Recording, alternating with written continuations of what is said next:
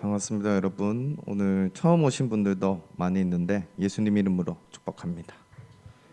네. 그러면 오늘 함께 나눌 말씀은 사도행전 9장 1절부터 31절까지인데 분량이 너무 길어서 17절부터 31절까지만 읽어보겠습니다. 다 같이 사도행전 9장 17절부터 31절까지를 찾아서 두 절씩 저와 여러분이 번갈아 가면서 읽어보도록 하겠습니다. 9장 17절입니다. 아나니아가 떠나 그 집에 들어가서 그에게 안수하여 이르되 형제 사울아, 주 곧 네가 오는 길에서 나타나셨던 예수께서 나를 보내어 너로 다시 보게 하시고 성령으로 충만하게 하신다 하니 즉시 사울의 눈에서 비늘 같은 것이 벗어져 다시 보게 된지라. 일어나 세례를 받고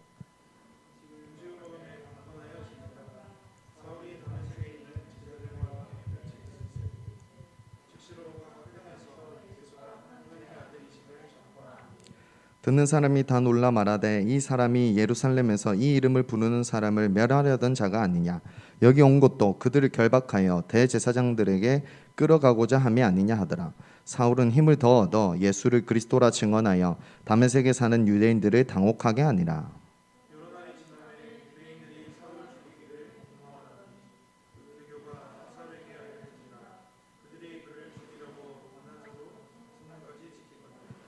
그의 제자들이 밤에 사울을 광주리에 담아 성벽에서 달아내리니라. 사울이 예루살렘에 가서 제자들을 사귀고자 하나 다 두려워하여 그가 제자됨을 믿지 아니하니.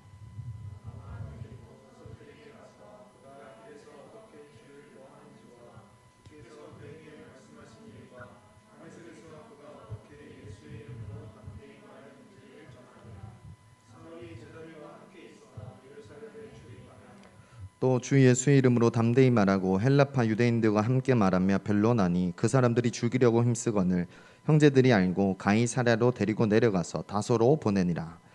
그리하여 온 유대와 갈릴리와 사마리아 교회가 평안하여 든든히 서가고 주를 경외함과 성령의 위로로 진행하여 수가 더 많아지니라. 아멘. 오늘 본문에 등장하는 이 사울이라는 인물은 사도행전 13장 9절에서처럼 바울이라고 하는 사울로서 이방인의 사도이며 신약 성경의 상당수를 기록한 바로 그 사울입니다. 이 사울의 이름은 이미 사도행전 7장에서 처음 등장했습니다. 혹시 어떤 본문이었는지 기억나시나요? 사울의 이름이 처음 등장하는 스데반이 죽던 당시에 그 돌을 던지던 사람들의 옷을 맡아두고 있었던 사람이 바로 이 사울이었습니다. 8장에는 이 사울이 스데반이 살해당하는 그 자리에 참석할 뿐 아니라 스데반의 죽음을 마땅하게 여겼다고 기록하고 있습니다. 그런 사울이 8장에서 어떻게 행보를 이어가냐면 사울은 교회를 잔멸하기 위해서 각 집에 들어가 남녀를 막론하고 끌어다가 옥에 넘겼습니다. 사실 이런 배경을 볼 때 우리가 사도행전에서 사울에 대한 그 설명, 그 사실, 그 뒷이야기들을 찾기는 참 어렵습니다. 오늘 살펴볼 9장 이전에 사울이 어떤 삶을 살아왔는지 혹은 어떤 성향의 사람이었는지 자세하게 알려주지는 않습니다. 우리가 알고 있는 대부분은 이 사도행전 9장 이후의 내용이거나 아니면 다른 신약 성경에서 사울이 직접 자기 자신에 대해서 언급한 서술들입니다. 그런데 아주 중요한 것 중에 하나가 뭐냐면 이 사울의 이야기가 갑자기 등장했는데 그 갑자기는 사실은 연장선 안에 있다는 것입니다. 8장에서 우리는 사마리아 백성들과 에티오피아 내시가 회심하는 것을 살펴봤습니다. 나중에 9장 이후로 우리는 로마 백부장 이방인 고넬료가 성령을 받고 세례를 받는 장면을 살펴보게 됩니다. 그렇다면 8장과 10장 이후까지 어떤 얘기들이 반복되고 있냐면 바로 여러 백성들이, 여러 민족들이 하나님께 돌아오고 있다는 것입니다. 그 중에 사울의 이야기가 포함되어 있는 것이죠. 사울의 이야기는 특별한 개인적인 것임과 동시에 또 공동체적인 연장선에 놓여 있는 것입니다. 오늘은 길이 바뀌다라는 제목으로 이 사울이라는 인물의 변화에 대해서 살펴보려고 합니다. 9장에서도 사울은 이전에 행하던 일을 계속 이어갑니다. 그것이 뭐였냐면 주의 제자들을 핍박하는 것이었습니다. 여전히 위협과 살기가 등등했습니다. 이 위협과 살기는 대제사장에게 가서 다메섹에서도 이 사람들을 잡아들이게 해주십시오 라는 공문을 받는 것까지 이어졌습니다. 남녀를 막론하고 그리스도의 도를 따르는 사람을 만나면 결박해서 예루살렘에 잡아올 요청이었습니다. 그런데 이 요청, 이 권한은 단순히 말이나 서류로 끝나지 않았어요.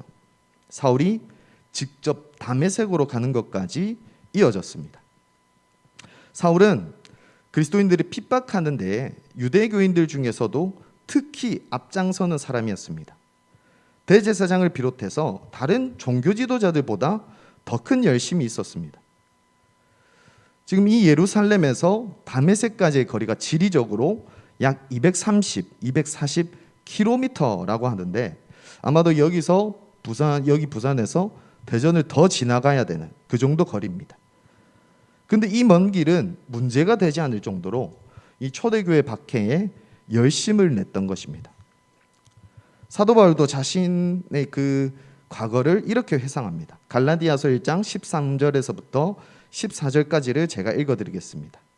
내가 이전에 유대교에 있을 때에 행한 일을 너희가 들었거니와 하나님의 교회를 심히 박해하여 멸하고 내가 내 동족 중 여러 영갑자보다 유대교를 지나치게 믿어 내 조상의 전통에 대하여 더욱 열심히 있었으나. 사도 바울 자신의 말처럼 사울의 교회를 향한 핍박은 자신도 알고 유대교인들도 알고 교회 그리스도인들도 전부 알았다는 것입니다. 사울이 향하고 있는 이 다메섹이라는 지역에 아나니아라고 하는 그리스도인이 살았는데 그 사람도 사울의 행보를 들었을 정도였습니다. 다 같이 오늘 본문 13절부터 14절까지를 함께 읽어보겠습니다. 시작. 아나니아가 대답하되 주여 이 사람에 대하여 내가 여러 사람에게 듣사온즉 그가 예루살렘에서 주의 성도에게 적지 않은 애를 끼쳤다 하더니 여기서도 주의 이름을 부르는 모든 사람을 결박할 권한을 대제사장들에게서 받았나이다 하거늘.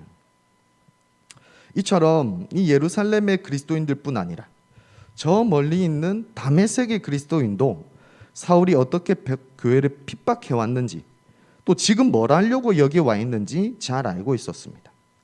근데 여러분, 도대체 사울은 왜 이렇게도 열심히 교회를 괴롭히는 것입니까?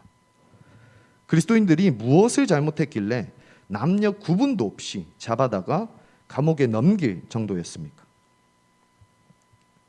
사울에게 있어서 예수는 이단이었습니다. 유대교에 대한 이단이었습니다. 자기 자신을 하나님의 아들이라고 스스로 칭했던 신성모독자였습니다. 율법을 무너뜨리는 사람, 하나님의 이름을 땅에 떨어뜨리는 죄인이었습니다. 그리고 그 예수는 그 자기 잘못 때문에 하나님의 저주를 받고 십자가에서 분명 사망했습니다.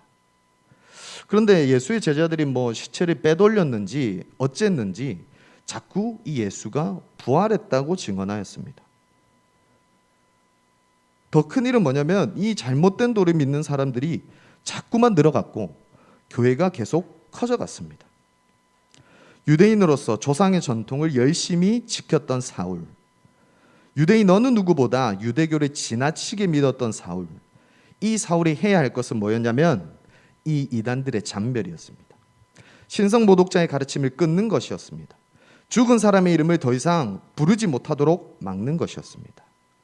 이것이 하나님과 하나님의 선택을 받은 이스라엘과 하나님이 주신 거룩한 율법을 지키는 하나님의 원수들로부터 지켜내는 일이었습니다. 여러분도 보시는 것처럼 사울이 하려던 것은 자기 욕정을 위한 일이 아니었어요. 세상의 다른 사람을 만족시키는 일이 아니었습니다. 하나님을 위한 일이었고 하나님이 원하실 일이었습니다. 옳은 일이었고 반드시 해야만 했던 것이죠. 그런 사울이 다메섹으로 가던 길에 어떤 한 빛을 마주합니다. 오늘 본문 사도행전 9장 3절부터 5절까지입니다. 제가 읽어드리겠습니다. 사울이 길을 가다가 다메섹에 가까이 이르더니 호련히 하늘로부터 빛이 그를 둘러 비추는지라. 땅에 엎드려져 들음에 소리가 있어 이르시되 사울아 사울아 네가 어찌하여 나를 박해하느냐 하시거늘 대답하되 주여 누구시니까 이르시되 나는 내가 박해하는 예수라. 죽었어야 할 예수가 살아 있었습니다. 더 놀라운 것은 인간이었을 예수가 갑자기 하늘로부터 임한 기이한 빛으로 나타났다는 것입니다. 빛으로 오신 예수님 앞에 사울이 땅에 엎드러집니다. 이 빛이 얼마나 놀랍고 강력했는지 사울은 자기도 모르게 그 빛의 음성을 주님이라고 부릅니다. 이 주님이라는 퀴리오스, 헬라어는 주인이라는 뜻도 당연히 있지만 성경에선 대부분 하나님과 예수님을 칭할 때 사용하는 표현이었습니다. 사울이 묻습니다. 주님, 당신은 누구이십니까? 예수님이 답하십니다. 나는 네가 핍박하는 바로 그 예수다.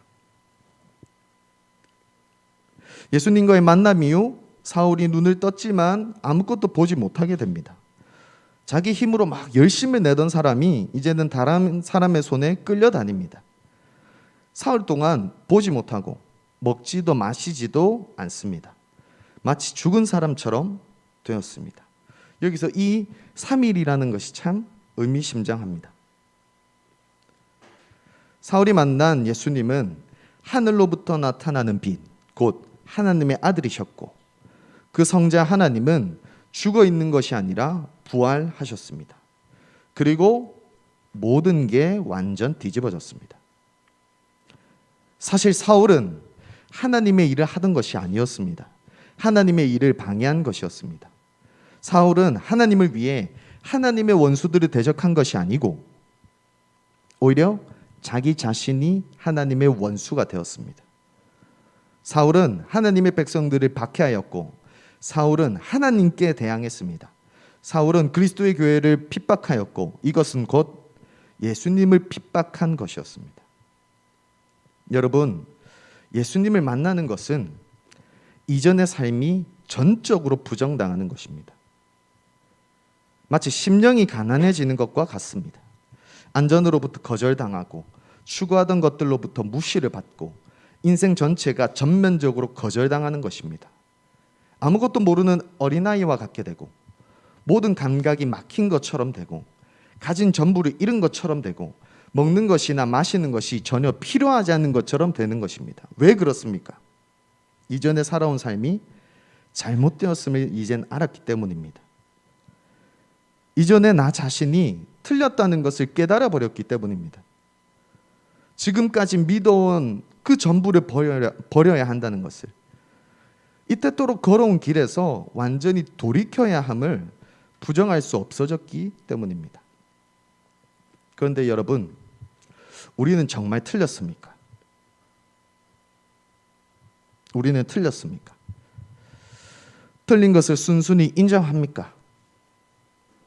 실은 별로 틀린 것 같지 않아서 우리는 여전히 이전처럼 살아가고 있지 않습니까? 우리 인간은 너 틀렸어 라는 말이 너무너무 싫어서 내로남불을 자행하고 개인주의를 옹호하는 것 아닙니까? 우리 이 추하고 악한 본성을 조명하는 것은 오로지 예수 그리스도의 기이한 빛뿐입니다. 오직 성령 하나님의 충만한 임재만이 우리로 하여금 이 민낯을 직시하게 합니다. 그리고 이 죽음과 같은 때에 사는 길은 오직 하나, 옳은 길을 가는 것입니다.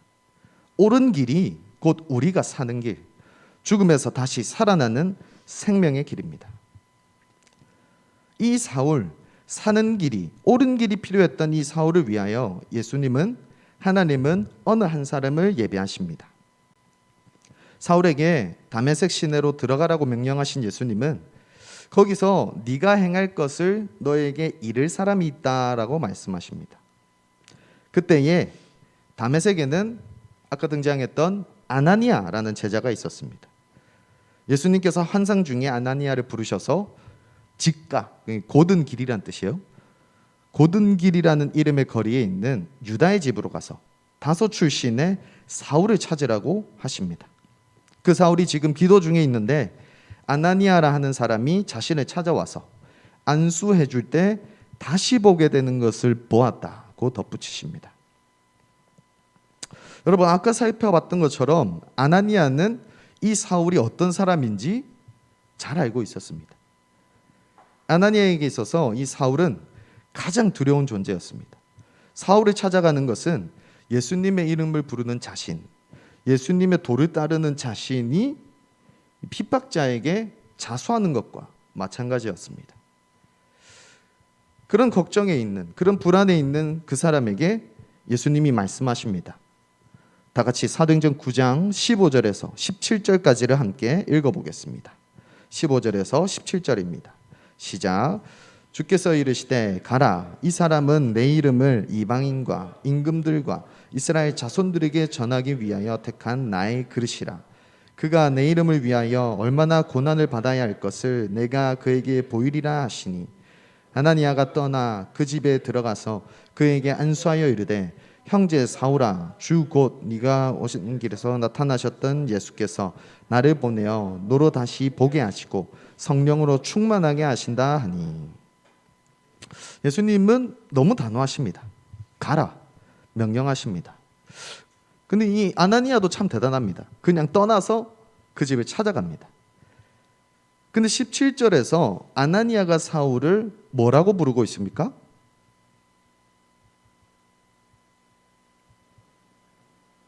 형제 사울아. 원수가 갑자기 형제가 되었습니다. 아나니아는 분명하게 밝힙니다. 형제 사울아, 주님 곧 네가 담메색으로 오는 길에서 나타나셨던 예수님이 나를 보내셔서 너로 다시 보게 하시고 성령으로 충만하게 하신다. 그리고 안수를 하자 사울이 가려져 있어 보지 못했던 눈에서 비늘 같은 것이 벗겨져 다시 보게 됩니다. 그전에는 남의 손에 끌려 왔었는데 이제는 스스로 일어설 수 있게 됩니다. 먹지도 마시지도 않던 음식을 먹고 강건해집니다. 자신이 핍박하던 이들에게 세례를 받습니다. 존재도 몰랐던 성령을 받습니다. 마치 죽었다가 다시 살아난 것처럼 됩니다. 예수님과 성령으로 사울이 다시 살아납니다. 그렇다면 여러분, 사울이 이런저런 경험을 한 것은 잘 알겠는데 과연 이 경험은 도대체 무엇을 위함이었습니까? 예수님은 원래 믿던 그리스도인들도 아니고 특별히 사랑하던 이들도 아니고 왜 핍박자를 이리도 격렬하게 만나 주십니까? 이 핍박자에게는 조금 아까운 것 같은 성령을 왜 아낌없이 부으셨습니까? 바로 사울을, 예수님의 이름을 열방에 전하기 위하여 그분의 그릇으로 택하셨기 때문입니다. 사울이 예수님의 이름을 위해 고난받게 하시려고 성령을 부으신 것이었습니다. 사도 바울 자신이 그때를 회상하며 이렇게 고백합니다. 갈라디아서 1장 11절과 12절을 제가 읽어드리겠습니다. 형제들아, 내가 너희에게 알게 하노니 내가 전한 복음은 사람의 뜻을 따라 된 것이 아니니라. 이는 내가 사람에게서 받은 것도 아니요 배운 것도 아니요 오직 예수 그리스도의 계시로 말미암은 것이라. 같은 본문의 16, 17절입니다. 그러나 내 어머니의 태로부터 나를 택정하시고 그의 은혜로 나를 부르시니가 그의 아들을 이방에 전하기 위하여 그를 내 속에 나타내시기를 기뻐하셨을 때에. 예수님의 이름을 전하지 못하도록 막던 방해자가 이제는 예수님의 이름을 온 열방에 알리는 전도자가 되었습니다. 예수님의 이름을 부르는 사람을 잡으러 왔던 핍박자가 이제는 그 예수님의 이름을 위하여 핍박을 받게 되었습니다. 이런 변화는 사람도 아니고 스스로도 아니고 예수님께서 성령으로 말미암아 하신 일이었습니다. 예수님은 사울이 자기 혼자 예수님 믿게 하는 것으로 끝이 아니라 예수님을 위해 살게 하셨습니다. 돌이키실 뿐 아니라 부르신 것입니다. 회개로 다 된 것이 아니고 소명까지 이어진 것입니다. 예수님은 사울을 택하시고 부르셔서 하나님의 뜻을 그분의 뜻대로 이룰 사람으로 세우셨습니다. 여러분, 예수님을 만나는 것은 전혀 다른 새로운 삶을 살게 되는 것입니다. 실제로 사울은 20절에서 즉시 예수님을 전하기 시작합니다. 각 회당에서 예수님이 하나님의 아들이라고 전파하기 시작합니다. 사울은 자신이 부정하던 것을 인정하게 되었습니다. 밀어내던 것을 받아들이게 되었고, 하지 못하던 막던 것을 스스로 하게 되었습니다. 여러분, 제가 살아보면서 체득하게 된 것이 있습니다. 말씀을 묵상하고 살아내려고 하니까 이런 어려움들이 있었습니다. 아마 여러분도 공감하실 것 같습니다. 아무리 맞는 말이어도 정작 하는 것은 또 다른 문제라는 것입니다. 아무리 바른 길이어도 내가 갈 수 있는 것은 전혀 다른 영역이었습니다. 맞는 말, 바른 길이라는 것을 알아도 제가 그것을 원하지 않기 때문입니다. 설령 원하게 되더라도 그렇게 살 만한 능력이 저에게 없기 때문입니다. 우리에게는 전혀 다른 새로운 삶을 살아갈 마음도 없고 자격도 없습니다. 우리 인생이 아무리 잘못 흘러왔어도, 우리 각자 자신이 틀렸더라도, 그것을 비록 깨닫게 되었더라도 진짜 다르게 변화되는 것은 당연한 것이 아니라는 것입니다. 그냥 안다고 되는 것이 아닙니다. 옳다고 여기는 것이 틀렸음을 깨닫는 것, 이제 옳은 것을 쫓아 살고 싶게 되는 것, 여태는 몰랐던 것을 새롭게 알게 되고 이제는 할 수 있게 되는 것, 그것은 죽음 뒤에 다시 살아나는 것으로 가능합니다. 죽음 그대로 머물러 있는 것은 허무와 무의미일 뿐입니다. 우리 자신의 힘과 능력으로는 해낼 수가 없습니다. 죽음도 우리의 손에 있지 않는 것처럼 생명도 우리에게 있지 않습니다. 우리가 하고 싶은 마음이 있어서 할 수 있는 것이 아니라 우리를 택하시고 부르시고 세우신 하나님께서 할 수 있게 하시는 것입니다. 능력 주시는 자 안에서만 모든 것을 할 수 있습니다. 하나님이 없어서 죽었다면 하나님이 있어야 살 수 있습니다. 하나님을 떠나서는 살 수 없다면 하나님께로 향해야 살 수 있습니다. 더 중요한 것은 그 변화는 일순간으로, 어떤 한 기점으로 끝나지 않습니다.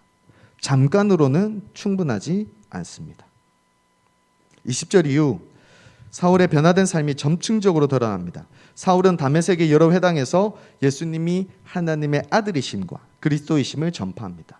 또 예루살렘에 가서도 예수님의 이름으로 담대히 말하고 여러 사람들과 변론하여 말합니다. 그런데 이런 변화된 삶에 그에 따른 새로운 반응들이 나타나기 시작했습니다. 그 첫 번째 반응은 핍박입니다. 사울이 다메섹에서 이렇게 전파하니까 듣는 사람들이 다 놀랍니다. 분명 이 사울은 예루살렘에서 그 이름을 부르는 자들을 잡으러 왔는데, 그 돌을 따르는 자들을 잡아다가 옥에 넘기려고 왔는데 왜 이 사람이 다시 이름을 부르고 있는가? 이 돌을 따르고 있는가? 사울은 오히려 그런 반응에 오히려 힘을 얻어서 예수님을 그리스도라고 더 강력하게 증언합니다. 그래서 다메섹에 사는 유대인들이 당혹하게 됩니다. 여러 날이 지나고, 여러분 항상 사도행전의 기믹이죠, 기믹. 열심히 복음을 전하면 항상 죽을 위기에 처합니다. 다메섹에서만 그랬던 것이 아닙니다. 예루살렘에서도 같은 모습이었습니다. 사울이 예루살렘에서 자유롭게 드나들면서 예수님의 이름을 말하니까 헬라파 유대인들이 또 사울을 죽이려고 힘썼습니다. 그런데 이런 핍박과는 다른, 사울을 맞이하는 또 다른 반응이 있습니다. 바로 친교입니다. 다 같이 오늘 본문 26절부터 30절까지를 함께 읽어보겠습니다. 26절에서 30절입니다. 시작. 사울이 예루살렘에 가서 제자들을 사귀고자 하나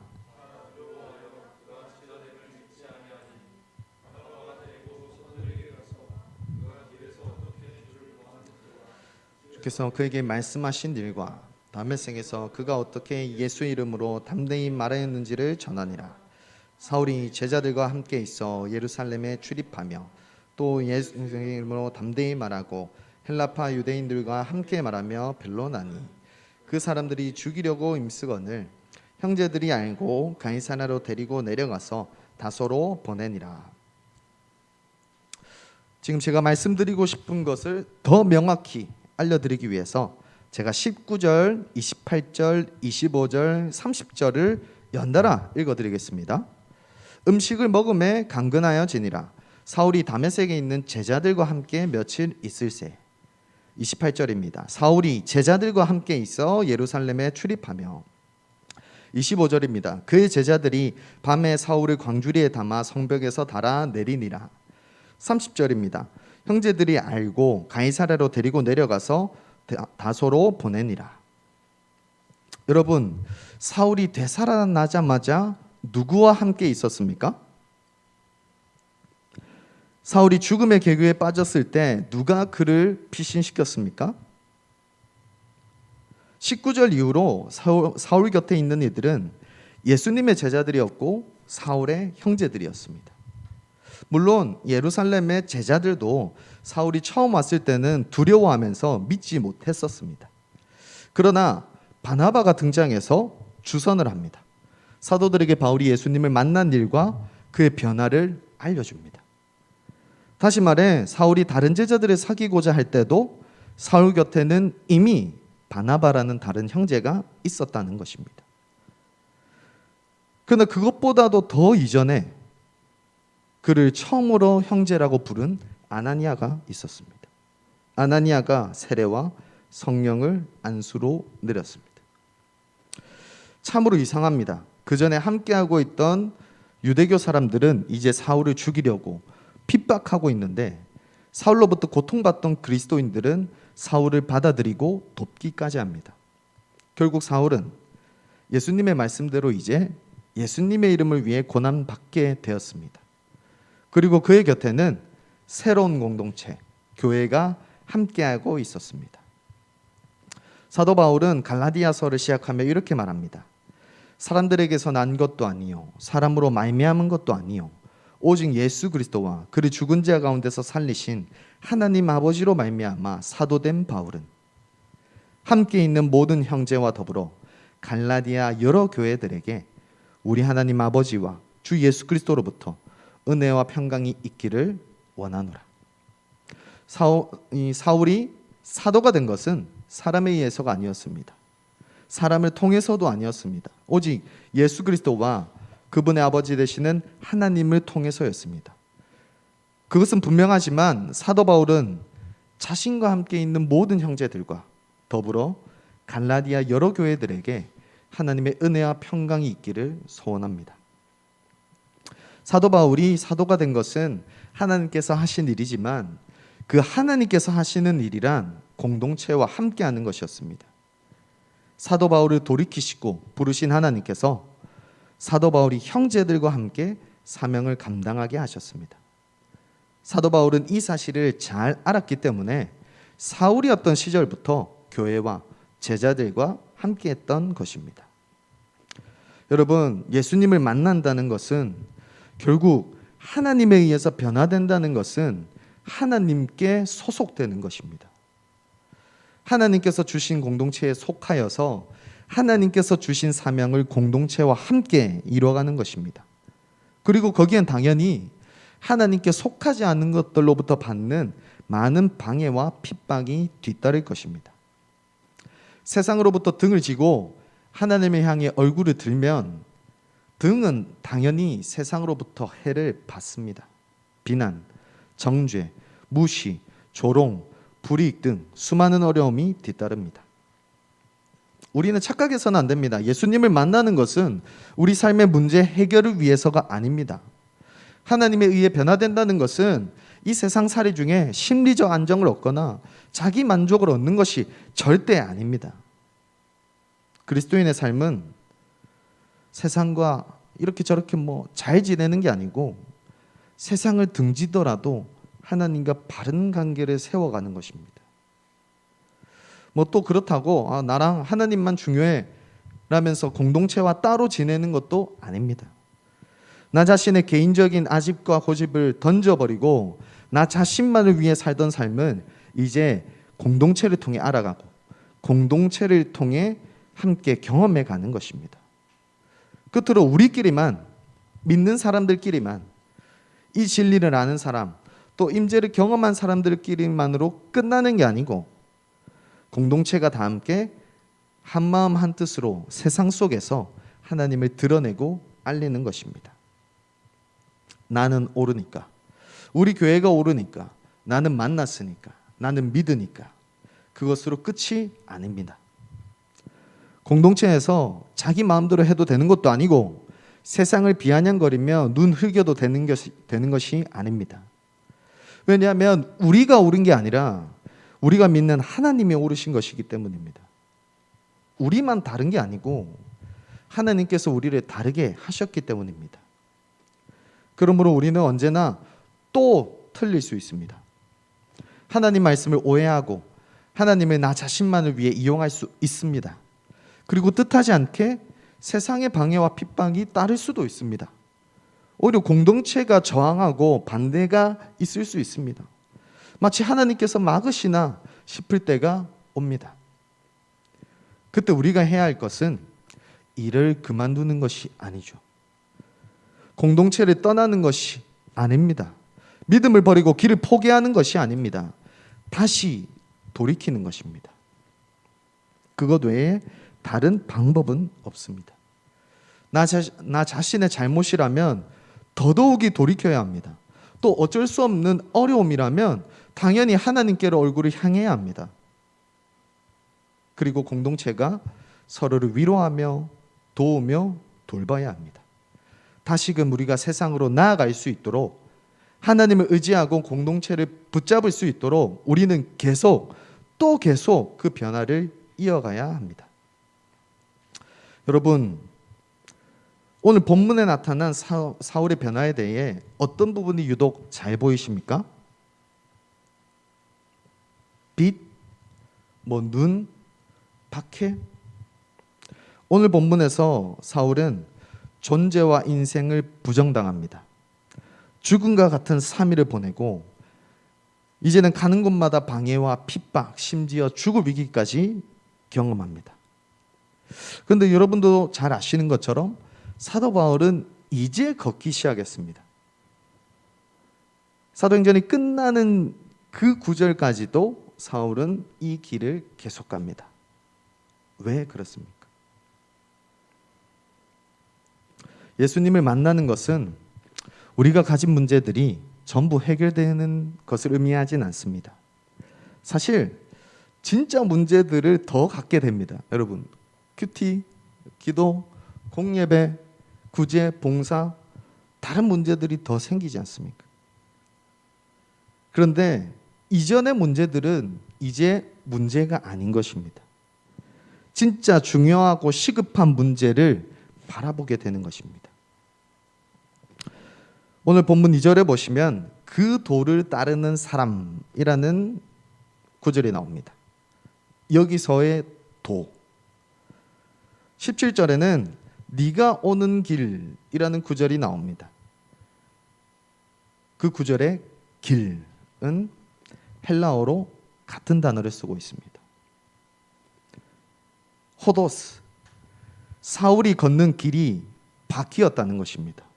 사울이 비로소 진짜 진리를 따르게 되었다는 것입니다. 그러나 사울이 걷게 된 이 길이 결국 옳은 길이었습니다. 그 옳은 길이 사는 길이었습니다. 오직 하나님께만 인정을 받는 것, 예수님께로부터 생명을 받는 것, 그것이 사울이 누릴 영광이었습니다. 여러분, 잘못된 길에서 돌아서는 것이 바른 길의 첫걸음입니다. 나 자신을 부정하는 것이 하나님을 인정하는 첫 단추입니다. 하나님을 위해 사는 것이 결국 나와 공동체를 위한 것입니다. 스스로 자신의 삶을 주장하고 경영하던 사람이 이제는 삼위 하나님께 의지하게 되었습니다. 핍박자가 순교자가 되고 그리스도의 도를 배격하던 이가 그리스도의 도를 따르자고 외치는 소리가 되었습니다. 아나니아도 안수하고 나서 많이 놀랐을 것입니다. 이 정도의 일이었나. 예루살렘의 다른 제자들은 더 놀랐을 것입니다. 어떻게 핍박자가 돌아서는가? 못 보던 자가 어떻게 다시 보게 되는가? 죽은 자가 어떻게 다시 살아날까? 사울이 경험한 것은 죽고 다시 사는 것이었습니다. 영원한 생명의 빛을 걷는 변화였습니다. 갈라디아서 2장 20절입니다. 모두가 너무 잘 아는 말씀입니다. 내가 그리스도와 함께 십자가에 못 박혔나니 그런즉 이제는 내가 사는 것이 아니요 오직 내 안에 그리스도께서 사시는 것이라.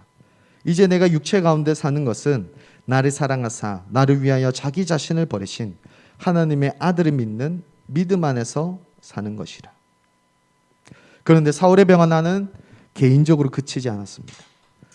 다 같이 오늘 본문 사도행전 9장 31절을 마지막으로 함께 읽어보겠습니다. 9장 31절 시작. 그리하여 온 유대와 갈릴리와 사마리아 교회가 평안하여 든든히 서가고 주를 경외함과 성령의 위로로 진행하여 수가 더 많아지니라.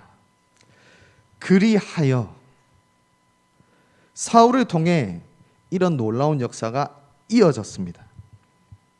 여러분, 사울이 변했으면 우리도 변할 수 있습니다. 사울을 통해 이런 역사가 이어질 수 있다면 우리를 통해서도 그럴 수 있는 것입니다. 여러분 이미 눈치채셨겠지요. 제가 오늘 일부러 갈라디아서를 많이 인용했습니다. 제가 최근에 갈라디아서만 4번을 읽었더니 머리에서 지우기도 힘들었습니다. 이게 떠오르는데 막 말하지 못해서 참기도 힘들었습니다. 여러분 오늘 함께 살펴본 이 사도행전과 갈라디아서가 이어지지 않습니까?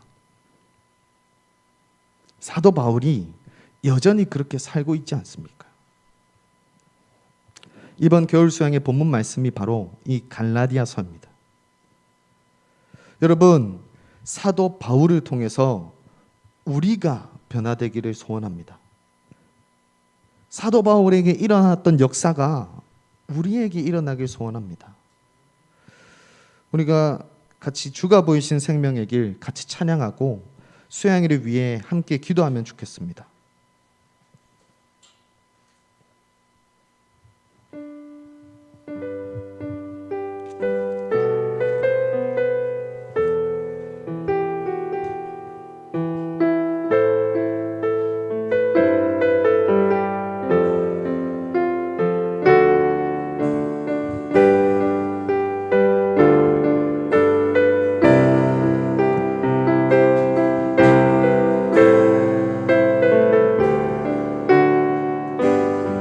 주가 보이신 생명의 길, 주가 보이신 생명의 길, 나 주님과 함께 상한 마음을 들이며 주님 앞에 나가리.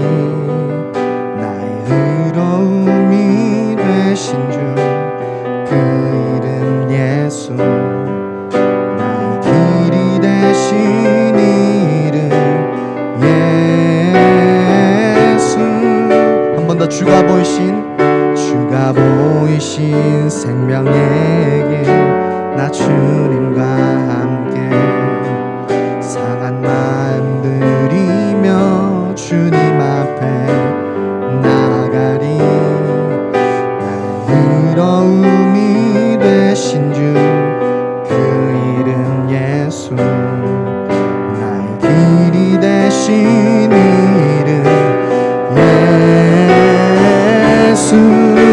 나의 길 오직 그가 하시나니, 나를 단련하신 후에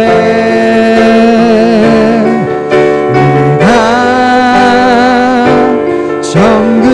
정금같이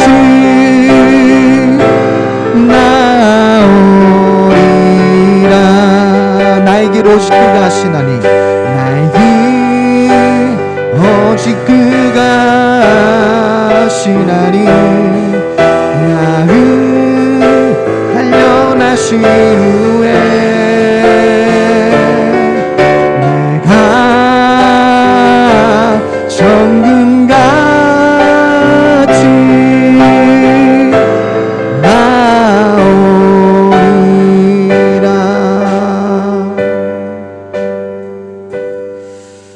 번째로 우리가 사울과 같기를 소원합니다.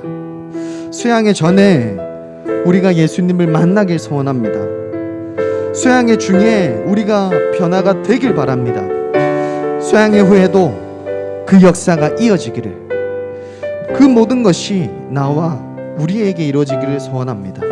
우리가 전적으로 부정당한다 할지라도, 세상을 등진다 할지라도 우리가 이 새로운, 전혀 다른 새로운 삶을 예수 그리스도를 만남을 통해서, 성령을 통해서 살아갈 수 있게 되길 소원합니다. 우리가 다 같이 이것 한 가지, 예수님을 만나는 것, 예수님과 같이 되는 것을 위하여 다 같이 기도하시면서 나가시겠습니다. 기도하시겠습니다.